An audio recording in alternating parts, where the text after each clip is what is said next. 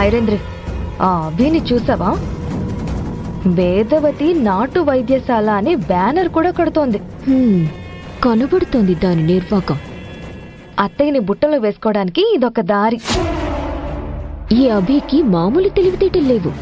ఎప్పుడు ఎవరిని బుట్టలో పడేయాలో, ఎవరిని ఎలా తన దారిలోకి తెచ్చుకోవాలో బాగా తెలుసు. ఇప్పుడు ఈ నాటు వైద్యశాల పేరు చెప్పి వేదవతి నాటు వైద్యశాల అనే బ్యానర్ ని అడ్డం పెట్టుకుని పెద్దమ్మని ప్రసన్నం చేసుకోవాలనుకుంటున్నట్టుంది.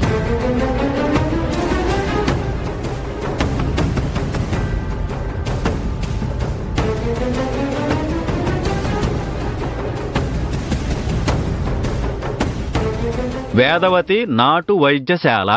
అమ్మా అభి, చాలా బాగుందమ్మా. కానీ మీ అత్తయ్య పేరు ఎందుకు పెట్టావమ్మా?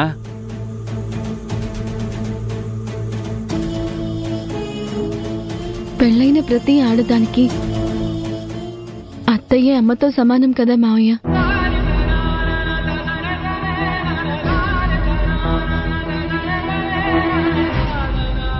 అమ్మ పేరు పెట్టుకుని ఏ పని మొదలుపెట్టినా అది విజయం సాధిస్తుందని నా నమ్మకం.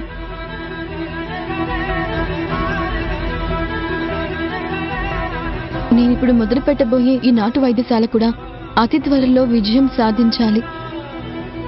అందరికీ దీని గురించి తెలియాలి. దీని మీద సంపాదించిన డబ్బుతోనే రాహుల్ బాబుని ఆ కనిష్క దగ్గర నుంచి విడిపించాలి.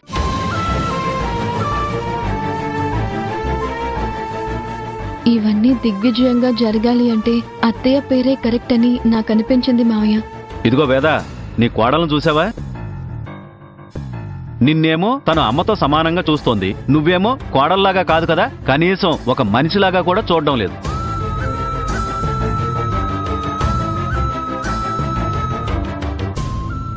ఇప్పటికైనా కాస్త మనుషుల విలువ తెలుసుకో.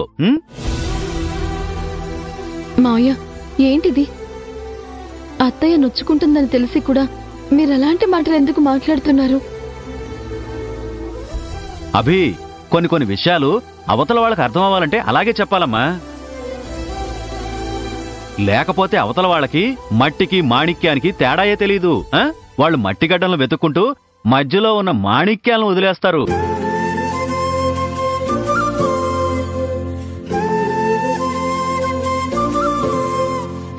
మావయ్య, దయచేసి ఇక అత్తయ్యని ఏమీ అనకండి. అత్తయ్యని నేను అభిమానించినంత మాత్రాన అత్తయ్య కూడా నన్ను అభిమానించాలి అని లేదు కదా. నేను ఇంత ప్రేమగా చూస్తున్నాను, అంతే ప్రేమగా అత్తయ్య కూడా చూడాలని లేదు కదా. ఒక్కొక్కరు ఒక్కొక్క విధంగా ఉంటారు. వాళ్ళని అర్థం చేసుకొని నడుచుకోవడానికి మనం ప్రయత్నించాలి. అత్తయ్య నన్ను ద్వేషించడానికి తన దగ్గర కారణాలున్నాయి. అలాంటప్పుడు ఆ కారణాలన్నీ పక్కన పెట్టేసి హఠాత్తుగా మనసు మార్చుకొని అభిమానం వలకపోయాలంటే అత్తయ్య వల్ల కూడా కాదు కదా.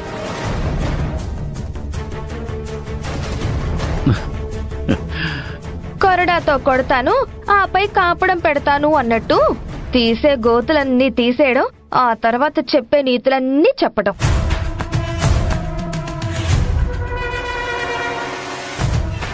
అవునుదినా, ఇక్కడ కొంతమందికి తెలివితేటలు బాగా ముదిరిపోయాయి. అందర్నీ మోసం చేసినన్ని రోజుల్లో మోసం చేసేసి ఇప్పుడేమో అత్తయ్య పేరు మీద వైద్యశాల పెడతాను, అత్తయ్య పేరుని అందరిలో నిలబెడతాను అని కొత్త కథలు అల్లుతూ ఉంటే ఇక్కడ నమ్మేసే వాళ్ళు ఎవ్వరూ లేరని అభికి తెలియదనుకుంటా.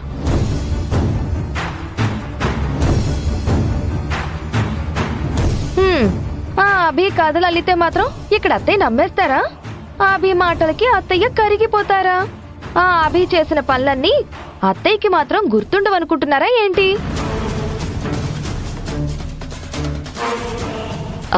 పెద్దమ్మా, ఆ అభి నీ దగ్గర మార్కులు కొట్టేయటానికి, నీకు మస్కా కొట్టేయటానికి చాలా ప్రయత్నాలు చేస్తోంది.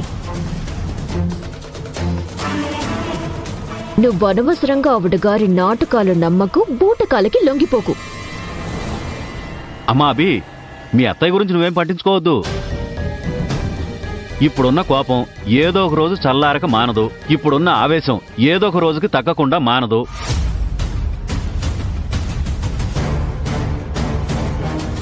కాలం ఎలాంటి విషయాలనైనా ఖచ్చితంగా అది మారుస్తుంది. అలాగే మీ అత్తయ్య మనసులో కూడా మార్పు ఖచ్చితంగా తీసుకొస్తుంది.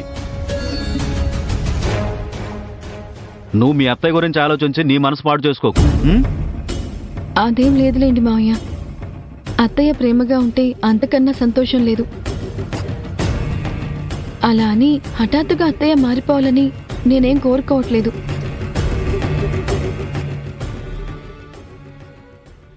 సరే మావయ్య, ఇక్కడ నాటు వైద్యశాల పెట్టామని అందరికీ తెలియాలి కదా. ఒక్క నిమిషం మావయ్య, ఇప్పుడే వస్తాను.